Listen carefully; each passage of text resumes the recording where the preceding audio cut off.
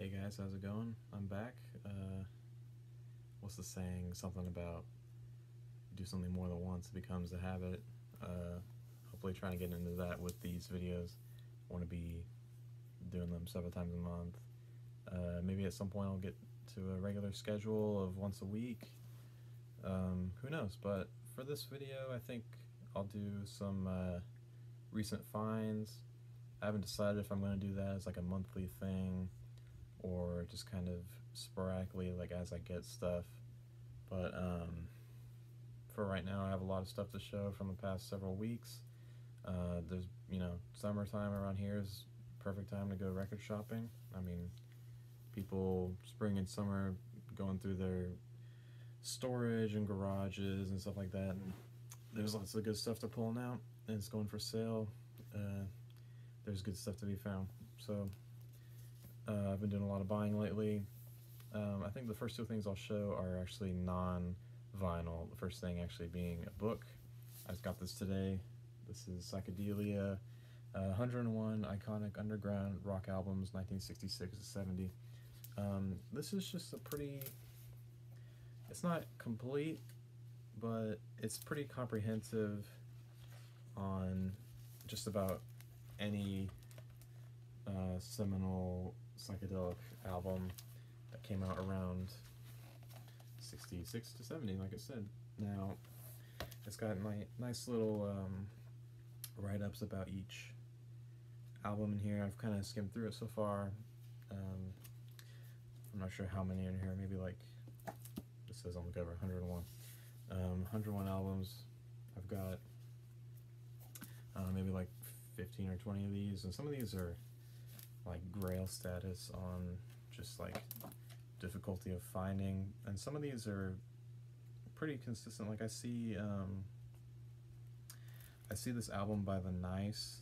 I think it's just their self-titled, semi-regularly for less than like $10. And then there's stuff in here like Odyssey and Oracle, which you could very easily pay like 120 bucks for, for a nice copy. So yeah, it's just a cool pickup. And the other thing here is for fans of Guardians of the Galaxy 2, I picked up the Awesome Mix Volume 2 cassette. This is a pretty solid mix of songs. I mean, I think I like the movie better than the first one, but the soundtrack I feel was better than the first one. So I can't pass up. I'm a sucker for My Sweet Lord by George Harrison. That's one of my favorite songs of all time, I think. Now, moving on to vinyl. You might have seen this if you follow me on Instagram. I think it's my most recent post, but this is Fleet Fox's Crack Up, the Vinyl Me Please exclusive pressing. It's on this really cool, I forget what it was, but it's kind of like a mix of turquoise, blue, and kind of some gold mixed in there. Looks great in the light. From this side, actually, it looks way more blue, like dark blue. If you hold it up to the light, you can see a lot more of the blue through it. And pressing quality is awesome. Jacket's awesome. The music, I think I said in my mini review on Instagram, it's definitely not as good as Helplessness Blues, the one I showed in my last video, but it's really solid. Definitely one of my favorite albums of this year so far. Happy to pick that up. Mine's numbered. It says here on the back, it's number 647, right there. Pretty awesome find. Another new album, the new Tiger's Jaw album, Spin. Tiger's Jaw is one of my favorite bands. I didn't show them in my video because I think there's albums that I like more, but overall, in terms of output, they have been very consistent. This is their first album since 60% of the band left. Now it's just these two members. And personally, I do miss those members. I wish they could come back eventually. I don't know what the situation is, but not bad. Just definitely, I am sorely missing the rest of the band. Still pretty good. I would put it in my top 20 of the year, I would say, so far. Next up are some finds from Doc's Records and Vintage in Fort Worth. Two things here. First of all, I love the Kinks. This is a cool US Kinks album, Kink Thumb. Well-respected man's on here. See My Friends, Who Will Be the Next in Line. Great songs on here. This is the original mono press. You can tell there's no stereo up here, and it's on the, I forget what kind of, also it says mono right there on the back. I don't remember the color labels these are on, but I think this was only pressed once in mono, so it is an original. It was cool. And I picked up a Rolling Stones album, Between the Buttons. This isn't an original. I think it's like an early 70s London Blue Label repress. Still pretty cool to find. Obviously, the big hit on here, Spend the Night Together, is great. Ruby Tuesday, amazing song. But really, overall, it's a whole album in terms of the Stones' early to mid 60s output. This is one of their best, I think. Besides, you know, I'm not gonna say it's all killer, no filler, but it's definitely very little filler on here. It's pretty solid. Okay, there's a little shop nearby me called Vintage Freak. It's kind of hit and miss in there sometimes, but they have had some good stuff in there lately. I traded in a whole bunch of stuff, got some good deals in here. These next 4 or 5 albums are all from there. First up, I've been looking for this for pretty much since I got into Talking Heads, and then shortly after Brian Eno. But this is My Life in the Bush of Ghosts by Eno and Byrne. This is pretty unique, interesting album. It's got tons of samples. I think this is considered one of the first albums to be created using almost exclusively samples.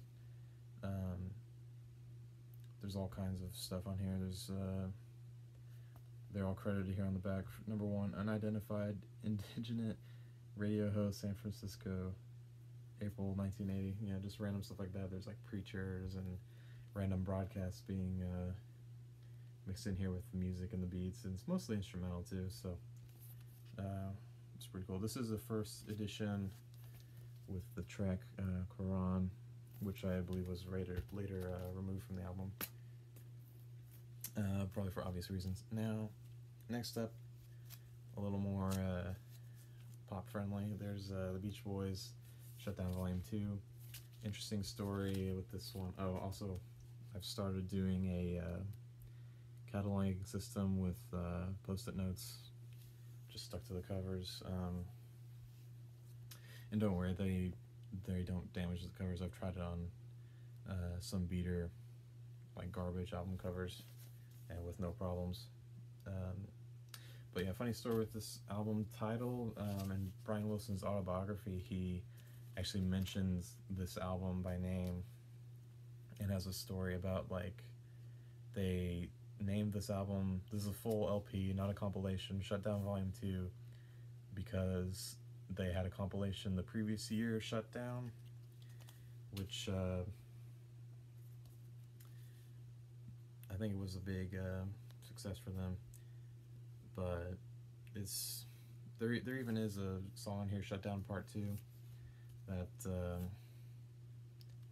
you know, it's considered like a sequel to the song Shutdown, but it's instrumental on this album, and there's not really any connection there. I mean, the first one was a car song, the second one is an instrumental piece that I don't even necessarily associate with being a car song. Obviously this is a car album cover, but it's got some of their best surfing related songs. The Warmth of the Sun, which I think was written about the JFK assassination. Keep an Eye on Summer. There's, what's the other one? Oh, Don't Worry Baby is one of my favorite early Beach Boys songs. Great album, cool to find. Next up, psychedelic stuff. We got Cream, Disraeli Gears.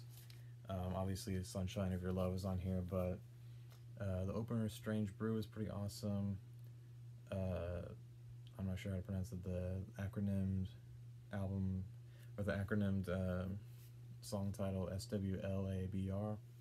I think I read what that was one time, but I forget. Those are all great tracks, and obviously mine was written on by someone named Lazarus, which I think is one of the coolest signatures I've ever found on a record. Normally it's something kind of lame like John or Bob or something. You know, I've never had a cool nickname like Lazarus on one of these before. That's pretty neat.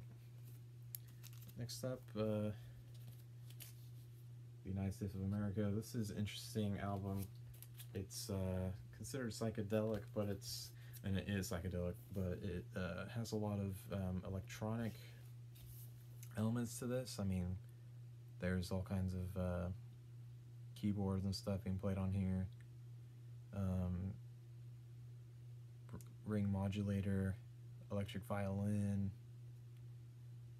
electronic music. One of the guys on here is credited with playing, and this is cool to find. I mean, cover's not in the greatest shape, and kind of my pet peeve on albums is when the spine is pretty messed up and it's kind of impossible to read the like the artist and the album title and stuff like that, but still never see this anywhere. Great album. The vinyl itself is VG+, you know, it's good condition. I think the ending of this album is very interesting, how it kind of plays little snippets from every song that came before it. It kind of reminded me of the new Kendrick Lamar album from this year. And also, there's no electric guitar being played on here. I think there's electric bass, but this is a psych album with no guitars. That's pretty unique. Next up, another one that I've been looking for months and months. I would even say years, maybe 2 or 3 years. But looking for this. This is Dusty Springfield, Dusty in Memphis. I used to think this was a live album because of the title, Dusty in Memphis. I'm not sure why it's called that. It just says her first recording with the Memphis Sound, which I think she's actually a British singer who came to Tennessee to record the big hit on here, Son of a Preacher Man. There's lots of great songwriters on here, notably Carole King, Randy Newman, Burt Bacharach, those guys. They're all on here writing songs for her. And this is just a solid album all around, besides even just the standout singles. Really happy to finally have that. And actually, funny story, I found 2 copies in the same day. Once at one was at Vintage Freak, like I said, and the other one was at Half Price Books.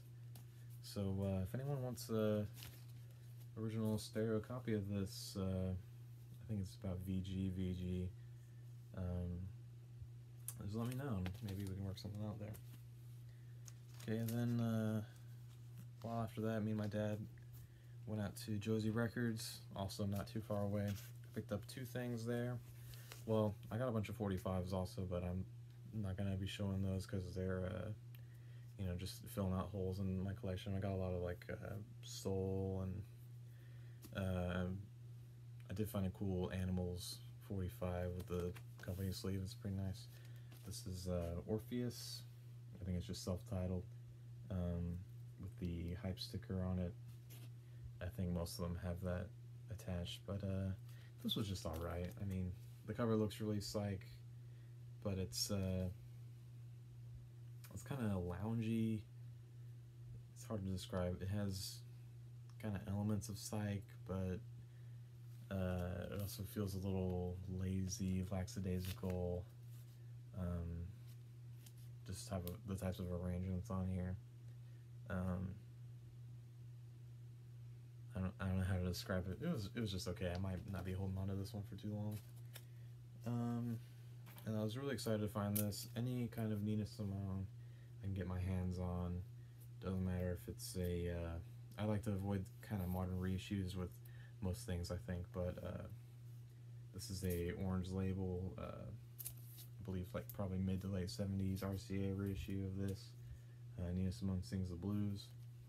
I don't think there's any huge hits on here for her, but just a solid album all around. She is playing with studio accompaniment on this.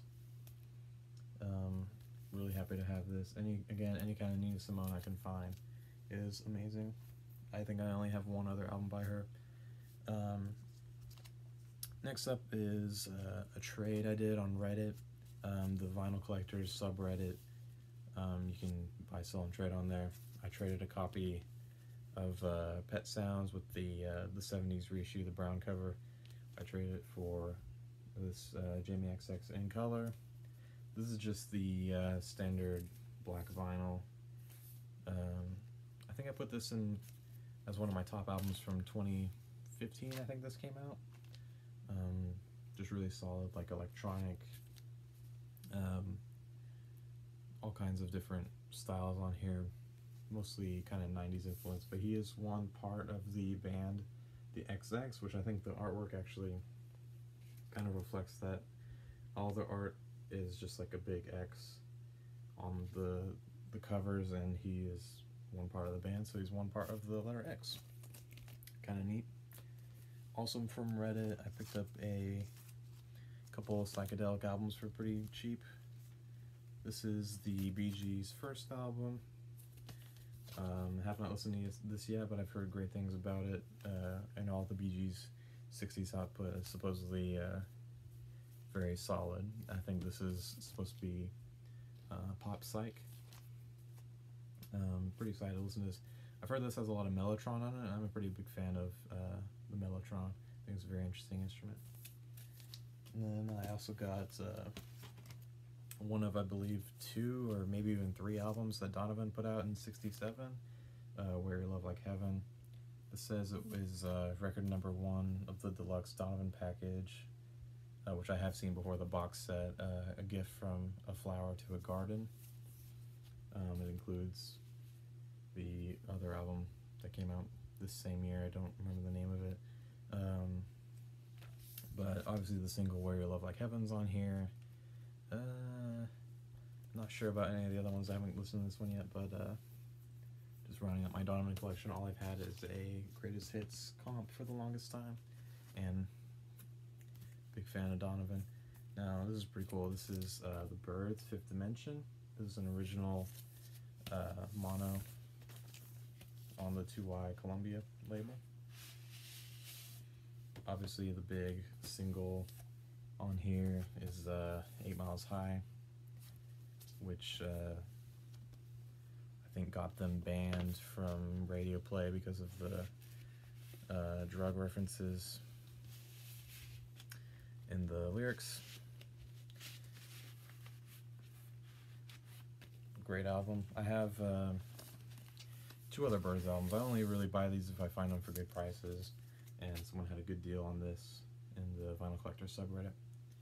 And original mono Columbia pressings are pretty collectible, and I have a couple of those, and this is just another one now. Cool. Now, one of the coolest things I've ever found in my entire history of collecting vinyl, I find some pretty cool stuff at my local half-price books. This is one of the coolest things ever. This is not an original first press. I think it's the second repress of Pink Moon by Nick Drake. Obviously a hugely influential English singer-songwriter. This is not one of his electric albums. This one is, I don't think there's one single electric instrument on here. It's all acoustic guitar. This is on the This Kind of Island label. This was I think $15 for this. VG Plus vinyl. cover is a little rough. I think some people would rate it as a VG+. I think I might put it as VG. Still, doesn't have my pet peeve. There's a little bit of damage, but I can read the artist and album title on there. I've had the reissue of this for years now. It's I think most people's favorite Nick Drake album. It's close between this and Brighter Later. I think this one, just from the sheer amazingness of the title track, is probably my favorite. If you haven't heard this before, definitely go listen to this. If you listen to one album from this video, this would be the one that I would recommend. Last up today, I got an album that I will never, ever in a billion years find an original for. I've kind of given up hope.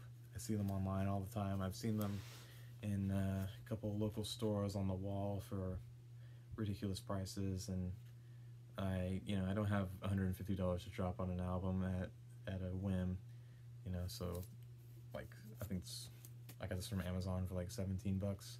This is the Stooges debut, self-titled. I love this sticker on here. The death of the 60s, the birth of punk? Yes. And you can't really sum it up any better than that. This is some pretty, I think this was 69 or 70 this came out. It's considered punk. I would say more like garage / proto-punk. I learned a fun story about the Stooges. They were discovered by Elektra Records. I think whenever the guy traveled to Detroit to sign the MC5, and these guys were opening for the MC5, and he signed them too. Thought they were cool, but they didn't have any original songs, so they had to quickly kind of throw together an album to release as soon as possible. They were able to do that. The opener, 1969, awesome song. Really, there's not one bad song on here. This is probably my favorite Stooges album. Funhouse is really close, and Raw Power by Iggy and the Stooges, that's also up there. And Iggy Pop in general, I don't really have any Iggy Pop in my collection besides his newest album, Post Pop Depression. I'd like to find like Lust for Life and The Idiot and stuff like that, but you never see any of those around here, at least not for reasonable prices. Alright, well, that's all the stuff that I've found lately. I think in less than a month we have the DFW record show coming up. Not far from me. I think it's in Bedford? No, yeah, Hearst, Texas. Definitely going to be going to that. I'm probably going to save up the rest of this month to have some cash to spend there, and that'll probably be the next time that I update you guys on stuff that I found. Until then, again, let me know if you have any ideas for videos I can do. Leave a comment, if you like any of those albums that I showed, be sure to tell me. I'd love to have a little discussion with you guys about them. Alright, cool. I'll see you guys later.